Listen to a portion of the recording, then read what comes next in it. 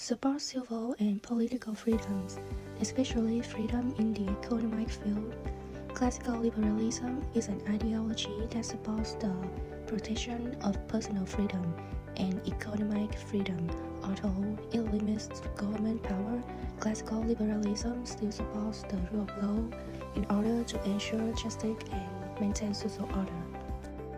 The most positive thing to mention is freedom. In particular, in a classical liberalism society, everyone has the right to make decisions according to their own opinions. People can choose their occupations, where they live, how they spend their money, their religion, as well as their political views. Classical liberalism allows companies to set their own salaries for employers without regulations from the government, which is an advantage that encourages higher productivity in the economy.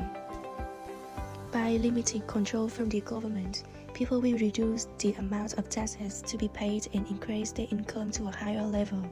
As a result, individuals or businesses can keep more money for reinvestment or spending. When people are in classical liberalism, the free market is one of the things that businesses desire the most. For instance, imagine that your company is allowed to freely participate in the market, choose business lines, produce goods and services, supply products without restrictions from the government. Furthermore, when living in classical liberalism, everyone, including the government, must live in an environment that follows the rule of law. This helps limit the inflations of power in the state and protect people's freedoms according to established laws. There are fewer barriers from the government, which means that many companies have more rights to freedom of creativity, innovation, and improvement. Consequently, this leads to the creation of more jobs and wealth. Additionally, many immigrants can become successful in a free business environment, as they are not limited by power. If we have positives of classical liberalism, we still have negative aspects of classical liberalism.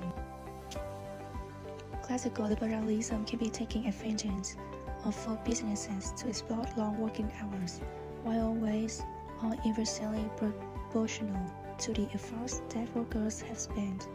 This means that they are paid less than what they deserve, since there are no regulations on the general salary for workers. Additionally, companies can easily recruit underage children with low wages and exploit the labor of minors by letting children work more than study. For instance, here are some examples of children who are forced to work as others. Classical liberalism does not directly lead to crime, but without control from the government, it can be easier to form gangs. As a result, young people can also participate, causing their ideas to be banned because of the lack of social control policies. Although living in freedom has advantages, it also creates a gap between the rich and the poor due to income disparity between business owners and employers. This in turn enriches business owners while impoverishing workers who are treated unfairly.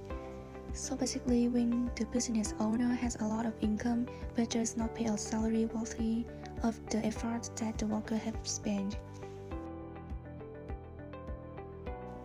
Lack of control from the government can therefore lead to an economic crisis, as it becomes impossible to control the amount of spending.